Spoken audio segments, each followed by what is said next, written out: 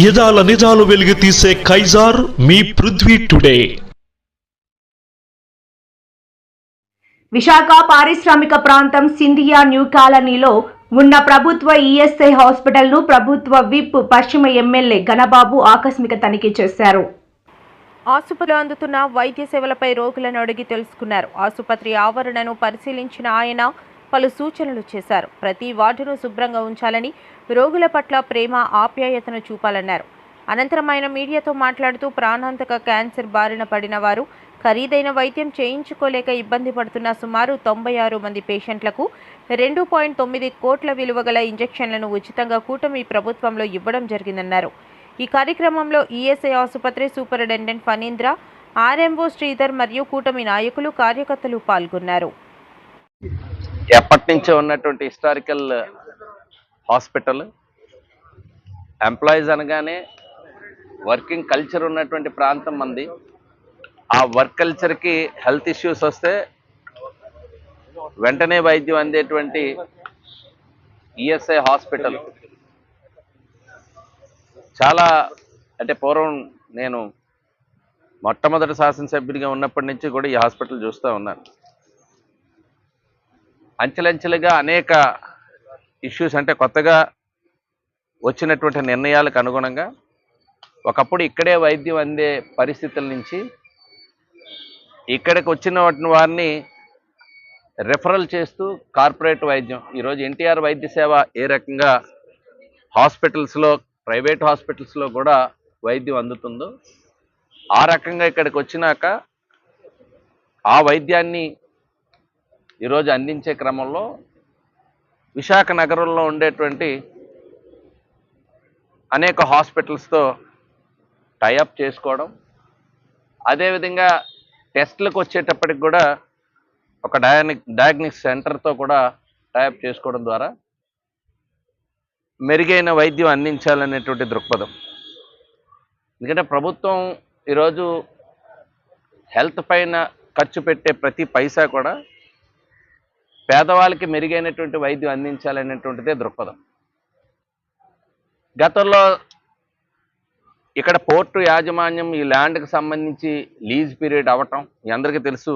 ఆ టైంలో మొత్తం ఇది కూడా డైలాప్డ్ కండిషన్లో బిల్డింగ్స్ రావడం నుంచి అప్పుడు దానిపైన మా ప్రభుత్వంలో నిధులు మంజూరు చేసుకున్నాం. ఈఎస్ఐ కార్పొరేషన్ ద్వారా కూడా శీలానగర్లో న్యూ హాస్పిటల్ నిర్మాణానికి కూడా నోచుకునే సంగతి మీకు అందరికీ తెలుసు. మరలా అనేక కారణాల వల్ల అది జాప్యం జరిగింది. ఇప్పుడు అది కూడా నిర్మాణం పూర్తయ్యేటువంటి దశలో నడుస్తుంది. సో అది అక్కడ ఉన్నప్పటికీ కూడా ఇక్కడ రెఫరల్ హాస్పిటల్గా, ఇక్కడ వర్కింగ్ హాస్పిటల్ కింద ఇది రన్ అవుతుంది. అంటే చాలామంది చాలా అపోహలు ఉన్నాయి. ఇక్కడికి వచ్చేటప్పటికి కూడా ఇంతకుముందు లేనిది ఇప్పుడు ఉన్నది. క్యాన్సర్కి సంబంధించినటువంటి ట్రీట్మెంట్లో చాలా పురోగతి సాధించాం. ఎందుకంటే ఎక్కువగా ఆ క్యాన్సర్పై ఇప్పుడు కూడా నేను చాలామంది ఇంటరాక్ట్ అయ్యాం. ట్రీట్మెంట్కి సంబంధించి విశాఖపట్నంలో ఉండేటువంటి క్యాన్సర్ హాస్పిటల్స్తో టైఅప్ చేసుకోవడం, అక్కడికి వెళ్ళి ట్రీట్మెంట్ తీసుకున్న తర్వాత ఖరీదైనటువంటి మందులు ఈరోజు ఆ మందులకి వెంటనే వాళ్ళకి సరఫరా చేసే విధంగా చర్యలు చేపట్టడం జరుగుతుంది. ఇంకా మెడిసిన్స్కి సంబంధించి కానీ, ఓపీకి సంబంధించి కానీ, ముఖ్యంగా చిన్న స్టాఫ్కి సంబంధించి కానీ కొన్ని ఇష్యూస్ ఉన్నాయి.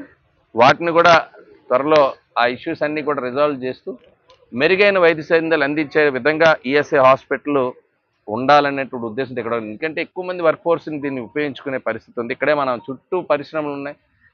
రెగ్యులర్గా పర్మనెంట్ ఎంప్లాయీస్ కంటే కూడా అత్యధిక శాతం ఈ కాంట్రాక్ట్ కార్మికులే ఉన్నారు. వాళ్ళందరికీ ఉన్నటువంటి అవకాశం ఈఎస్ఐ. కాబట్టి ఒక భరోసా, హెల్త్ ఇన్సూరెన్సెస్లో ఏ రకంగా ఉన్నాయి దానికంటే మెరుగైనటువంటి, అంటే కొన్ని ఇన్సూరెన్స్, క్యాన్సర్ అయితే ఇన్సూరెన్సెస్ కూడా కవర్ అవ్వవు.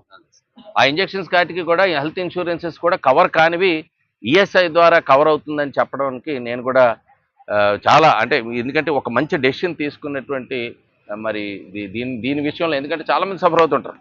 వన్స్ పాలసీ వెళ్ళి ట్రీట్మెంట్ తీసుకున్నాక హాస్పిటల్ అక్కడ కవరేజ్ అవుతుంది, తర్వాత మెడికేషన్కి వచ్చేటప్పటికి ఆ కవరేజ్లు ఉండవు.